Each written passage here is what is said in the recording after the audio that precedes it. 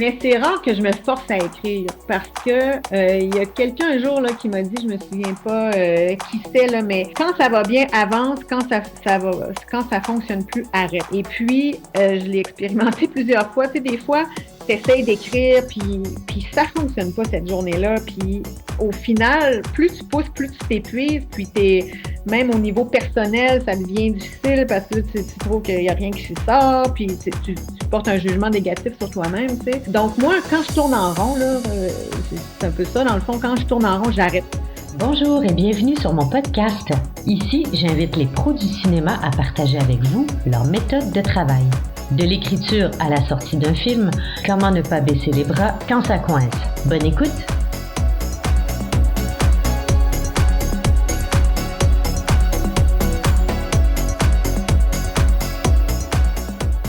À 3 heures du matin, j'avais les yeux grands ouverts et je pense que j'aurais couru un marathon, là, tellement j'avais hâte de discuter avec toi.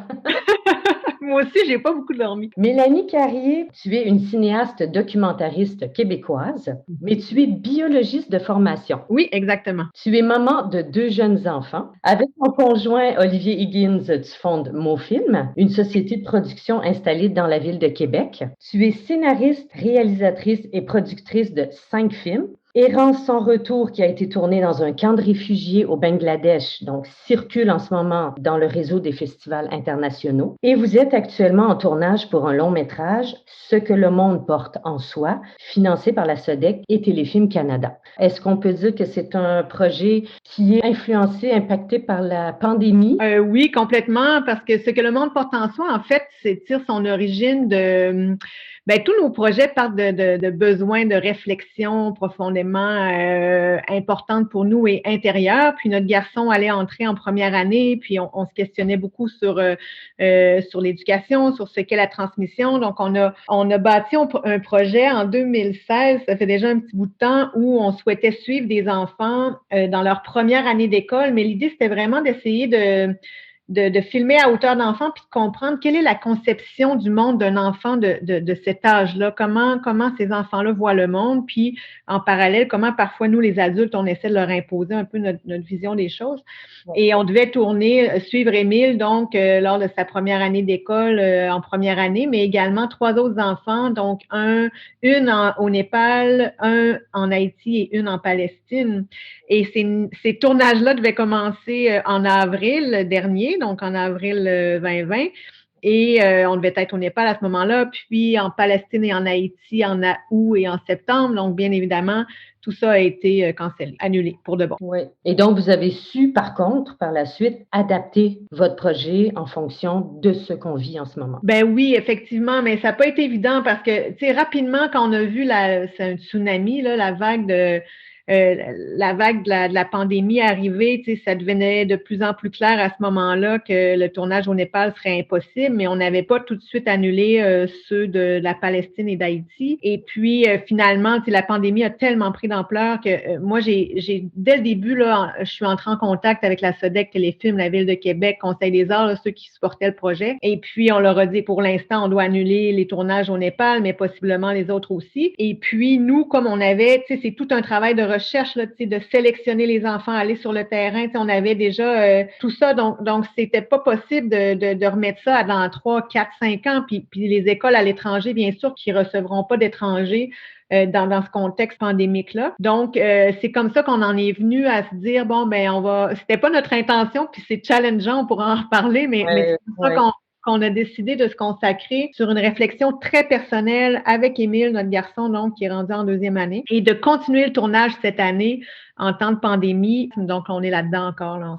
Aujourd'hui, on va parler beaucoup méthodologie, productivité. J'ai fait circuler récemment un sondage auprès d'une 60aine de réalisateurs. Mm-hmm. C'était vraiment pour mieux cerner leurs difficultés dans la préparation d'un film. Et qui revient souvent, c'est vraiment la difficulté à avoir une totale disponibilité mentale pour son projet. Et donc, souvent, beaucoup vont écrire sans rémunération et auront à travailler en parallèle, finit par devenir frustrant. Donc là, ça demande une super organisation. Mais est-ce que ce topo-là, tu vois qu'est-ce que je veux dire? Oui, complètement. Oui, complètement. Je comprends tout ça. Et je passe encore parfois par toutes ces étapes. OK, donc chaque projet peut être un éternel recommencement. Oui, oui, oui, complètement. OK. Complètement. Mais par contre, d'un projet à l'autre, est-ce qu'on finit pas par améliorer sa façon de travailler, sa méthodologie? Est-ce qu'on n'arrive pas justement à se créer des trucs pour être vraiment super efficace, puis malgré les obstacles professionnels, est-ce que tu arrives à mieux encadrer tout ça? Mais oui, mais je pense que d'abord et avant tout, faut vraiment aller à la base de tout projet, là. Je pense que chacun des projets doit nous parler énormément. C'est-à-dire que, tu sais, nous, au fil du temps, on en est venu à vraiment, vraiment réfléchir aux projets dans lesquels on souhaitait complètement s'investir parce qu'on sait qu'on va passer plusieurs années dedans. Donc, il faut qu'à la base, là, le projet en question, ce soit vraiment, vraiment un projet qui te passionne, qui te parle. Je vais souvent parler au nous parce que, bon, je travaille de façon très rapprochée, en fait, tout le temps avec mon amoureux partenaire de cinéma, père de mes 2 enfants, Olivier. Donc, et puis, ben, je parle au nous, c'est un défaut, là, mais je suis quand même un jeu, là, mais on travaille ensemble, donc c'est comme ça. Mais à la base, il faut absolument que pour pouvoir s'investir dans un projet puis y consacrer du temps et de l'énergie, même si on n'est pas payé pour le faire, il faut que ce projet-là te parle énormément. Et puis nous, ce qui nous parle, c'est lorsque ce sont des réflexions qui émanent, des besoins dans le fond qui émanent de nous-mêmes. Exemple, Québécoisie, quand on faisait de la recherche pour un autre projet, puis à un moment donné, on a réalisé qu'on connaissait absolument rien des Premières Nations, qu'on avait voyagé, ben ça fait plusieurs années, là, mais qu'on avait voyagé partout dans le monde, mais qu'on n'avait jamais mis les pieds dans une communauté autochtone. Et lorsqu'on a pris conscience vraiment de ça, on a réalisé que c'était inacceptable, que ça n'avait aucun sens. Et de là est né Québécoisie. Donc, c'est d'un projet vraiment, un besoin, si on veut, vraiment sincère, profond, et puis, à partir de ce moment-là, quand cette passion-là est là, je trouve que c'est vraiment, vraiment plus facile de s'y consacrer.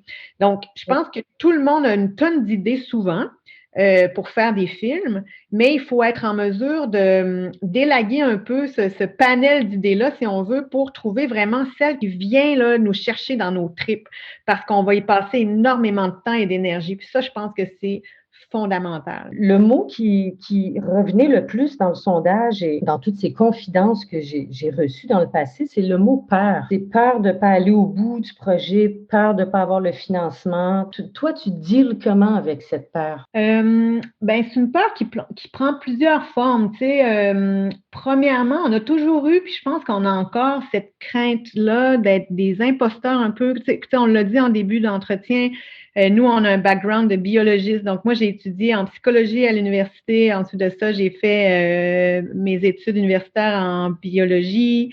À un moment donné, on a décidé de tout plaquer là pour partir faire une grande traversée de l'Asie à vélo dans l'objectif de faire notre premier film qui était Azimut.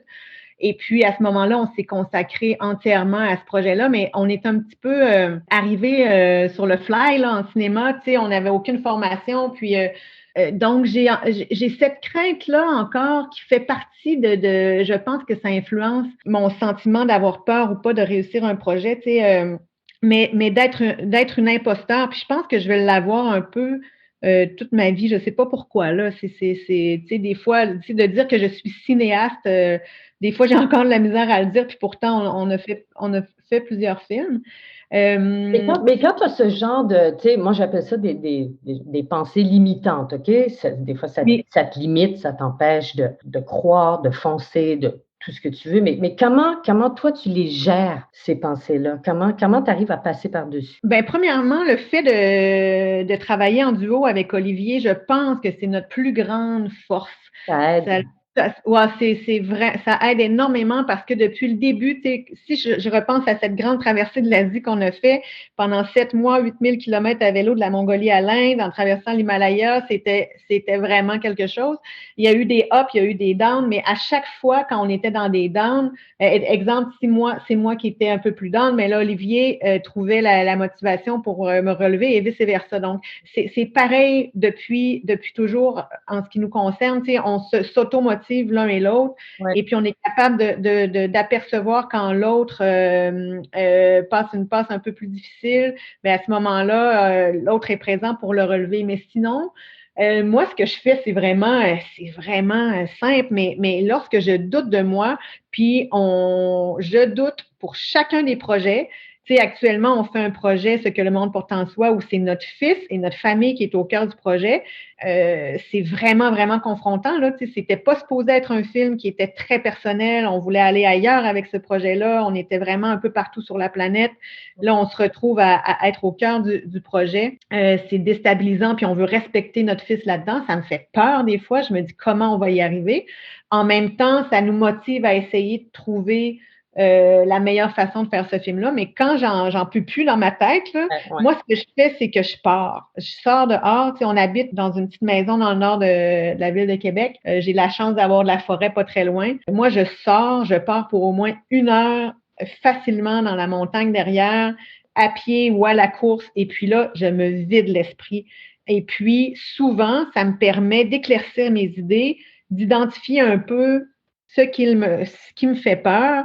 Et puis, j'ai pas les réponses à mes questions après ma sortie, si on veut, mais ça va beaucoup mieux. Puis, tranquillement, les choses reprennent leur place. Mais pour moi, la nature, là, c'est fondamental. C'est là où tu vas chercher, oui. Puis ça te permet de voir finalement, à la limite, le côté positif de tes peurs aussi, parce qu'une peur peut devenir inspirante éventuellement. Exactement. Tu sais, je pense que les grandes épreuves de nos vies, tu sais, moi, cette année, j'ai vécu un grand deuil. Là, j'ai perdu quelqu'un de très proche qui est décédé d'un cancer du cerveau. Puis, j'ai pas encore identifié les forces que ça m'avait données. Là, tu sais, pour l'instant, c'est pas encore ça que je vois.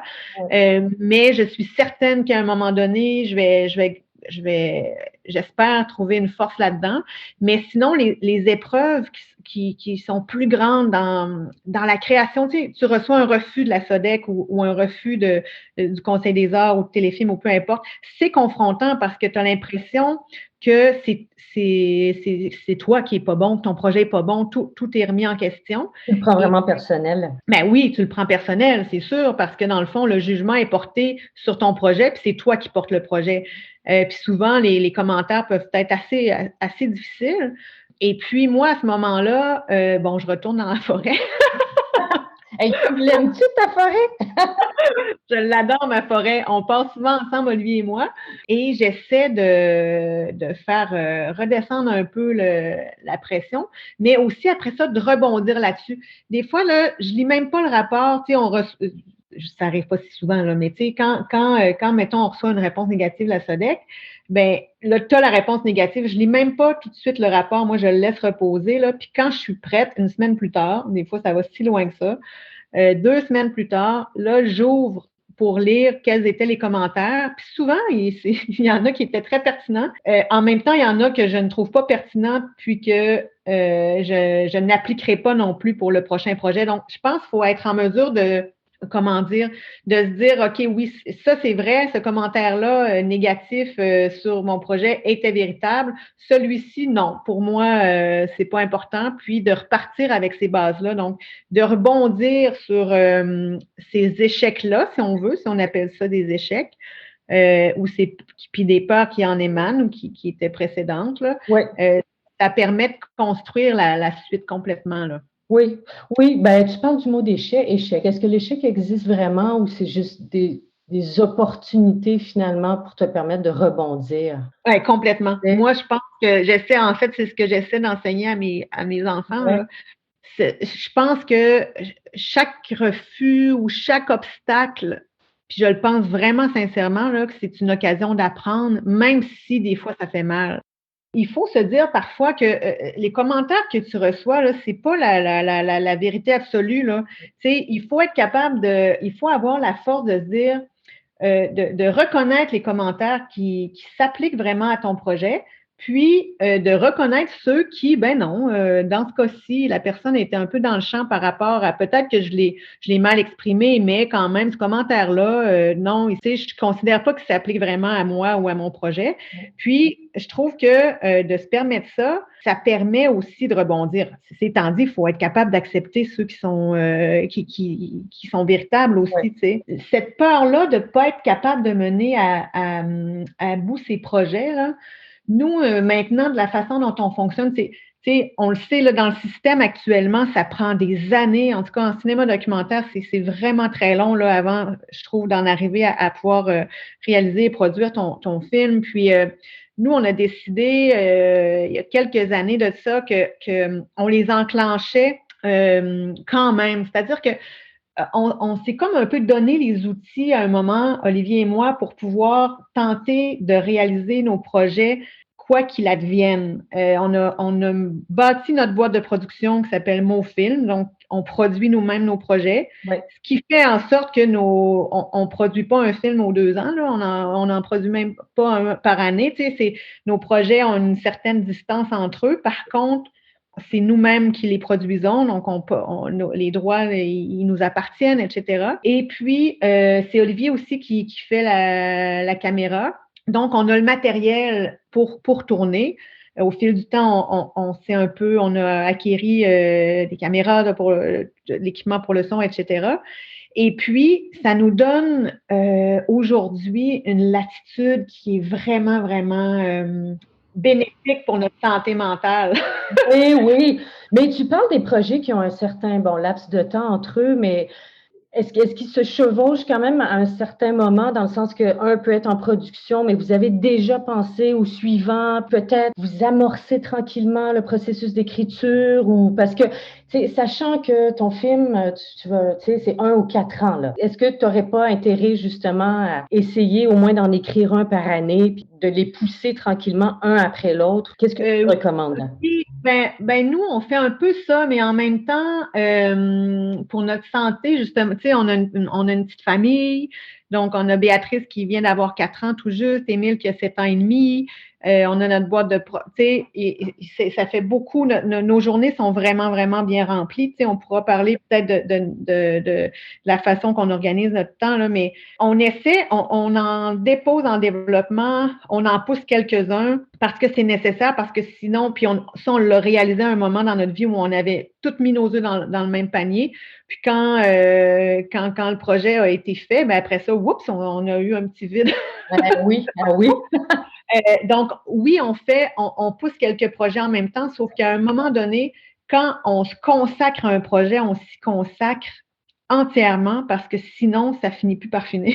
Je sais pas comment dire. Vous restez très focus sur un projet en particulier. Exactement. Ça veut pas dire qu'on poussera pas l'autre projet un petit peu de temps en temps, bien sûr, puis ça fait qu'au bout de la semaine, on travaille énormément, tu sais, mais quand on décide vraiment de sauter dans le projet, là, ben là, on essaie de s'y consacrer entièrement. Ouais. Sinon, on perd le fil, on perd la motivation, on perd du temps à rentrer, sortir du projet. Si tu le permets, j'aimerais ça qu'on rentre avec toi dans ton bureau. Après, on ira faire un tour avec toi dans la forêt, je te le promets. Mais là, on va commencer par rentrer dans ton bureau. Comment tu planifies ta journée? Tu sais, est-ce que, par exemple, tu te bloques des créneaux horaires? Raconte-nous un peu comment tu procèdes. Ben, c'est à la fois très organisé et très chaotique. OK, intéressant. C'est l'harmonie dans le chaos. Moi, c'est certain que mes journées s'organisent en fonction de mes enfants. C'est-à-dire que nos 2 enfants se lèvent très tôt, à 6h, 6h15. Ils sont debout et ils partent pour l'école aux alentours de 7h40. Tu sais, donc, cette période-là, elle leur est consacrée entièrement. Et puis, après notre petite tournée de lait, là, d'aller reconduire les enfants dans leur lieu respectif, on revient à la maison, ben, je reviens, par exemple, il doit être 8h, 8h10.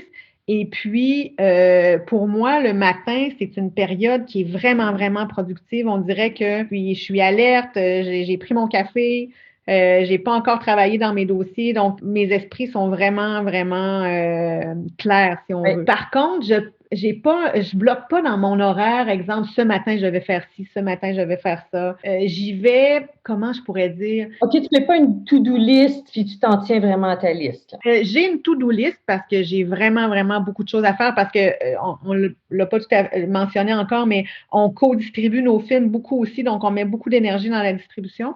Mais j'ai une liste des priorités. Oui, j'ai une to-do list, j'ai deux to-do lists. J'ai une liste des priorités, c'est-à-dire des gros projets, des choses importantes à faire. Par exemple, si je suis en écriture, bon, ben, il faut absolument que j'écrive pour tel dépôt qui s'en vient. Puis je vais y revenir, là. Puis j'ai une autre liste où c'est plus oublie pas d'appliquer à tel festival, oublie pas d'envoyer telle photo tu sais, ça, c'est plus Ouais. des Un petites choses à aide-mémoire, faire, hein. un aide-mémoire, mais qui Ouais. finit par prendre beaucoup, beaucoup de temps et d'espace. Donc, j'essaie de cette très grande petite to-do list-là, je la garde pour mes après-midi souvent parce que à ce moment-là, je suis un peu plus fatiguée, puis mon esprit créatif est moins là. Tandis que, tu sais, par exemple, si j'ai une Bible à écrire, si on se consacre à la recherche d'un projet, j'essaie de garder ça pour mon matin parce que là, j'ai vraiment l'esprit clair. Et puis, moi, la façon dont je fonctionne, qui me motive vraiment beaucoup, bizarrement peut-être, là, mais ce sont les deadlines. Tu sais, je m'impose une date limite, parfois grâce aux dates de dépôt. Tu sais, par exemple, je me dis, OK, là, il faut absolument qu'on dépose. Je vais prendre un exemple concret. Là, on vient de déposer un projet en court-métrage documentaire où on veut, avec une artiste en art visuel, Karine Giboulot, là, avec qui on a collaboré pour une exposition au Musée des Beaux-Arts, on souhaite faire un court-métrage avec elle. Dans ce cas-ci, on a décidé d'appliquer au Conseil des arts pour faire une demande en développement. Mais là, moi, je me suis imposé une date. Je me suis dit, OK, si on veut que réalistement, dans le calendrier, ça se produise pour, par exemple, l'été prochain, là, je dis n'importe quoi, là, mais je me suis dit, il faut absolument avoir déposé le projet dans 2 semaines. Donc là, cette date limite-là, moi, je la mets dans mon agenda, je la mets dans mon calendrier, même si elle ne m'est pas imposée par les institutions. Tu sais, je m'impose une date et puis là, mes matinées créatives, je vais les consacrer à ça. Tu te fixes vraiment un objectif hyper précis et la ligne d'arrivée est en cette date précisément. Exactement. Et puis ça, des fois, je déborde là, quand c'est pas une date obligatoire comme à la SODEC ou à Téléfilm, mais c'est rare. Puis ça m'aide vraiment à concentrer, à pas m'éparpiller, à me concentrer sur ce dossier-là en particulier. Admettons, Mélanie, que tu as ce 2 semaines, OK? Dans 2 semaines, là, je dépose. Mais Ouais. tu as des journées où ça arrive. Il n'y en a pas de concentration, il n'y en a pas d'imagination, tu sais, la batterie est à terre. Est-ce Ouais. qu'à ce moment-là, tu vas te mettre à écrire pour stimuler cette imagination, cette créativité, ou tu vas attendre qu'elle revienne? Un peu des deux, OK? mais c'est rare que je me force à écrire parce que il y a quelqu'un un jour là, qui m'a dit, je me souviens pas qui c'est, là, mais quand ça va bien, avance, quand ça fonctionne plus, arrête.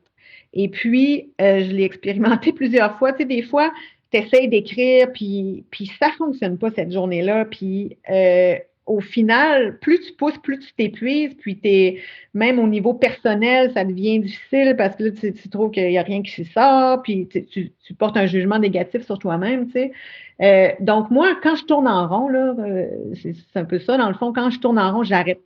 J'arrête, puis je pars dans ma forêt. Ah, je le savais. Écoute, mais ça Mais serait très inspirant. Mais en tout cas, moi, quand je vais en forêt, ça m'inspire drôlement. ben, complètement. Puis, tu sais, effectivement, des fois, il y a des deadlines que tu peux pas tout à fait te le permettre, mais je pense que la pause est nécessaire parce que tourner en rond, là, ça gruge vraiment du jus. Il y a des auteurs qui vraiment font l'exercice de tu sais, les pages du matin, puis là, t'écris. À la limite, t'écris un peu ce que tu veux, tu vides ta tête, puis là, tu continues, tu bifurques après sur ton projet. Oui, mais je pense que oui, je pense que c'est une bonne technique aussi. Tu sais, je pense que il faut juste trouver sa technique à soi, en fait. Tu sais, toutes les méthodes sont bonnes. C'est pas que je pousse pas, je pousse un peu quand même, tu sais. Mais à un moment donné, je pense qu'il faut être réaliste. Puis quand tu tournes en rond, en tout cas, moi, personnellement, si j'ai poussé, j'ai essayé, puis ça fonctionne pas, ben là, je me dis, OK, regarde, je vais prendre 45 minutes de pause, c'est pas la fin de la vie, là. Ouais. Je pars, et puis, sérieusement, quasiment à chaque fois, quand je reviens, mes idées sont beaucoup plus claires, j'ai pris l'air, et puis ça va mieux. Puis, tu sais, ça arrive aussi des matins là, que ma fille, par exemple, là, ça ne tentait pas là, de partir, là, puis ça a été difficile, puis je suis toute virée à l'envers parce qu'elle pleurait, puis là, je me demande, voyons, est-ce quelque chose que j'ai pas fait tu sais, on a la vie personnelle qui bave là, sur notre vie professionnelle, tu sais, tout ça est imbriqué, puis je pense qu'il faut être indulgent. Il y a cette indulgence-là envers soi-même qui est vraiment absolument nécessaire, c'est-à-dire de se permettre des fois de se dire, ben là, ça marche pas un matin, tu sais. Ton environnement de travail, il ressemble à quoi? Je veux dire, je sais pas, je suis curieuse, là. Ton bureau est super épuré ou super bordélique? Oui. En fait, j'ai comme 2 lieux où, je vais dire 3 lieux parce que je vais revenir à ma forêt là, mais donc j'ai 2 endroits où je travaille. J'ai la table de cuisine parce que en ce moment, je suis à ma table de cuisine et à ma droite, il y a une grande porte patio et puis je vois à l'extérieur. Et moi, dans les premières phases d'un projet, d'ailleurs, moi, là, les débuts de projet, ça m'emballe tellement, ça m'excite, tu sais, tu sais, quand je me permets de rêver à tout ce qui est possible, je me mets aucune limite, même aucune limite de budget, là. Je trouve que ça permet d'avoir une idée grandiose de ce que tu souhaites faire. Puis plus tard, on en viendra au réalisme, là. Mais tu sais, moi, quand je pars un projet, c'est vraiment tout est possible dans ma tête. Et puis, dans ces phases-là, et même dans les phases de recherche et d'écriture un peu moins pointues, je viens à ma table de cuisine parce que j'ai l'impression d'avoir de l'air au-dessus de ma tête. Je vois à l'extérieur, je vois des arbres, je vois la lumière. Ça, c'est fondamental. Mais à un moment, dans mon travail où, par exemple, quand je prépare un dépôt au Conseil des arts ou où je suis dans du peaufinement de texte, où c'est vraiment plus précis, je m'en vais dans mon sous-sol où j'ai un bureau qui est généralement assez épuré, mais c'est une ambiance très feutrée. C'est comme si c'était ma petite caverne d'Ali Baba à moi, là. Et puis, là, il y a rien qui me dérange. Il n'y a pas beaucoup de bruit. On a comme isolé le plafond parce que c'est là qu'on fait le montage aussi de nos films. Donc, c'est une pièce qui n'est pas grande, mais qui est c'est comme ma petite caverne à moi. Et puis là, je suis vraiment capable de travailler le détail. Donc, ça se passe en 2 phases. Puis mon troisième bureau, ben je reviens à ma forêt, mais tu sais, quand on se fait des meetings, Olivier et moi, pour mon film, on va partir en ski de fond, on va partir marcher. Sérieusement, là, c'est un troisième bureau, nous, la nature, c'est là que les meilleures idées sortent. On fait du ménage, on fait le point, et puis ça fait vraiment partie de notre vie. C'est intéressant ce que tu dis parce que il y a quelques artistes que j'ai entendu dire que leurs meilleures idées, ils l'ont trouvé dans le mouvement. Complètement. Donc, que ce soit en faisant du sport, en marchant, mais il y a un mouvement. Tu ne pourrais pas trouver ces idées en restant assis sur une chaise devant un bureau. Écoute, je ne peux pas être plus d'accord, là. Si tu regardes l'ensemble de nos films, là, tu sais, Azimut, c'est un film en mouvement. On traverse l'Asie à vélo. Rencontre, on part du lac Saint-Jean jusqu'à Québec en canot à vélo en suivant un groupe de jeunes Inuits, Wendat et Saguenayens. Québécoisie, on parcourt la Côte-Nord à vélo. Je veux dire, nous, le mouvement, là, ça fait partie, c'est intrinsèque à notre démarche artistique, à notre façon de réfléchir. On est comme un peu des nomades sédentaires, là, on l'a toujours été. Puis, d'ailleurs, c'est ça qui est un peu difficile avec la routine qui implique l'école, les enfants. On essaie de trouver comment garder le mouvement dans nos vies, là. C'est un défi de tous les jours. Mais le mouvement, pour moi, c'est la base de la création. Et quand tu es dans la période d'écriture, est-ce qu'on dit logiciel d'écriture ou papier-crayon? Bien, encore une fois, c'est hybride pour moi. J'écris beaucoup, beaucoup à l'ordinateur, là, sur un fichier Word. Tu sais, j'ai essayé toutes sortes de logiciels, des Scapple, des ci, des ça, pour mettre en ordre mes idées. Mais vraiment, moi, quand j'écris mes textes, c'est sur Word, tout simplement. Mais à côté de moi, j'ai tout le temps, une pile de papier. Et puis, j'écris des mots, des idées qui pop-up dans ma tête, même pendant que j'écris à l'ordinateur, là. Et puis, ces idées-là, à un moment donné, tu sais, je vais regarder ma feuille, puis je vais dire, ah oui, c'est vrai, je voulais parler de ça un peu plus loin. Donc, je travaille vraiment avec les deux. Et puis, le troisième outil, c'est mon téléphone, parce que quand je pars en forêt, je l'amène, mais pas pour regarder mes courriels ni mes réseaux sociaux, là. Je l'amène parce que je prends vraiment souvent des notes. En fait, on prend des notes tout le temps dans nos vies, Olivier et moi, là. Ouais. Et puis, ce que je fais, c'est que je pars marcher, puis souvent, après 30-40 minutes, là, mon cerveau s'est vidé, là, mais mon âme est plus claire, ma clairvoyance est revenue. Et puis là, j'ouvre tout simplement mon Gmail, puis je me prends des notes dans un courriel que je m'auto-envoie, là. Et puis, Tu l'écris, tu vas pas avec le dictaphone, ouais, moi je l'écris, mais j'écris des mots-clés, mais des mots-clés assez précis qui vont me permettre d'identifier l'idée. Parce que tu sais, des fois, ça m'est arrivé de juste d'écrire un mot ou deux, puis là, tu es là, voyons, c'était quoi mon idée déjà. Mais j'écris quelque chose d'assez précis, mais pas parfait.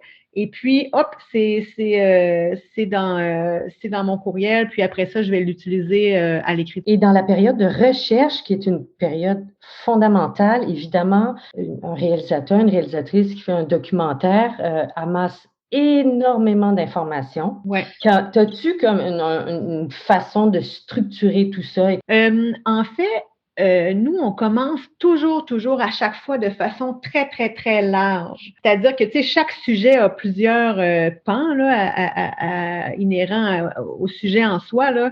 Tu sais, si on s'attarde à l'éducation, bon, on peut s'attarder à tellement de phases ou d'aspects liés à l'éducation, à la transmission. Donc, nous, au départ, là, on n'élimine aucune option. Tu sais, on fait de la recherche de façon très, très large. On va lire énormément, on va regarder beaucoup de documentaires également. Pour nous, c'est central dans notre phase de recherche. Mais à un moment donné, on dirait que, puis on fait ça pour chacun de nos projets, là, plus on avance dans notre phase de recherche, plus tranquillement nos intentions, nos besoins se précisent. Et puis, on identifie aussi nos points d'intérêt qui deviennent, c'est ça, qui deviennent de plus en plus précis. Et puis là, on va se consacrer au cœur de notre recherche. Tu sais, mais c'est ça, on part de façon très large. Ensuite de ça, on rapetisse, si on veut. La technique de l'entonnoir, hein? Vraiment la technique de l'entonnoir. Puis, on va passer énormément de temps aussi, tu sais, par exemple, quand on écrit notre Bible, là, on va passer beaucoup de temps dans notre phase de recherche à réfléchir aux racines du projet, aux sources là, vraiment qui nous poussent à faire ce projet-là. On va réfléchir à la démarche artistique inhérente au projet, mais ça, c'est pas parce que le Conseil des arts le demande, là, c'est parce que c'est vraiment pertinent pour nous pour comprendre où on veut aller avec ce projet-là. Donc, nos intentions avec ce film-là, on essaie de les détailler dans notre phase de recherche. Comme ça nous aide à orienter cet entonnoir-là, si on veut. On va faire aussi une description vraiment très précise. Une fois qu'on va avoir trouvé nos protagonistes, là, on va vraiment essayer de détailler de les détailler. Là, tu sais, on fait de la recherche auprès d'eux aussi, finalement, puis auprès des lieux de tournage qu'on essaie de détailler de façon très fine. Puis même l'approche cinématographique et sonore, tu sais, même en amont, on essaie de l'inclure là, dès le départ dans nos réflexions et dans notre recherche parce que ça nous aide justement à orienter, à préciser nos besoins. Là. Et au niveau de la structure, tout simplement, pratico-pratique, vous créez des dossiers simplement dans l'ordinateur en fonction de vos thématiques ou en fonction des personnages? En fonction, dans le fond, nous, on a un gros dossier qui s'appelle projet. Dans ce dossier-là, il y a nos gros projets actuels. Donc, tu sais, actuellement, il y a Errance sans retour, mais Errance sans retour, c'est à la fois le long métrage, l'expo, puis là, en ce moment, on a le court métrage qui va s'appeler, si ça se réalise, Chofi. Donc, il y a des gros dossiers qui ont des sous-dossiers. Et puis, on a même un dossier qui s'appelle Projet futur, où là, ce sont des idées qui pop-up et qu'on va évaluer éventuellement si ce sont des projets qui sont pertinents, si ça nous parle toujours autant. Mais tu sais, on a une petite place où on met un petit peu où on sème des graines. Oui. Mais sinon, ce sont vraiment des dossiers, oui, il va y avoir personnages, lieux, Bible, après ça, recherche, personnes à contacter. C'est très, très, très organisé finalement. Donc, c'est fondamental, en fait, parce que j'ai l'impression que tu amasses tellement d'informations que si tu ne structures pas, tu peux te perdre, mais complètement rapidement, là, oui. Oui, mais tu sais, on se perd aussi. Mais je pense que nos études en sciences, là, puis en bio, entre autres, nous ont appris à être hyper structurés à ce niveau-là. Okay. Donc, oui, on est très structuré pour ça. Notre défi se trouve, nous, justement, dans les notes qu'on prend au quotidien. Souvent, on rappelle ça dans un seul et même document. Tu sais, c'est comme tout tout plein d'idées qui sont liées à un même projet, là, quand même, on sépare les projets, mais à un moment donné, on fait le ménage de nos notes. Donc, on met toutes nos notes dans un dossier Word et puis à un moment, quand on est rendu là, on fait le ménage de nos notes puis on garde les plus pertinentes puis là, on va les placer au bon endroit. Mais ça peut devenir rapidement chaotique. Tu sais, on essaie de trouver une méthode un peu plus efficace, mais en même temps, ça fonctionne. Là, tu sais, c'est correct. Et ce serait quoi ton meilleur conseil à livrer aux artistes? Qu'est-ce que tu dis à ces artistes pour justement qu'ils ne baissent pas les bras? Ben, ça revient un petit peu à ce qu'on a dit. Il y a 3 choses. Premièrement, je pense qu'il faut être vraiment, vraiment indulgent envers soi-même. Deuxièmement, je pense qu'il faut vraiment identifier des projets qui nous parlent profondément, comme je l'ai dit tout à l'heure, parce que c'est ça qui va nous motiver à s'y consacrer. Tu sais, c'est la base pour moi. Faut vraiment, vraiment s'attarder. Est-ce que ça me parle vraiment profondément, ce projet-là? Puis, l'autre chose, c'est de vraiment prendre la décision de faire le saut, de s'y consacrer. Ça a l'air, ça semble banal, ça, mais je pense toujours à ce moment-là, où à 19 ans, j'ai décidé de partir en Europe avec mon sac à dos, travailler comme femme de chambre à Londres, puis ensuite de ça, voyager avec mon pack-sac avec une amie. Puis, on dirait que le moment où j'ai franchi la porte de l'aéroport, là, où je disais bye-bye à ma maman, puis j'avais vraiment pris cette décision-là de m'y consacrer. Puis, ça a été ce moment décisif-là où tu prends la décision réelle de te consacrer à un projet, c'est vraiment pas banal. Je le vis à chaque projet.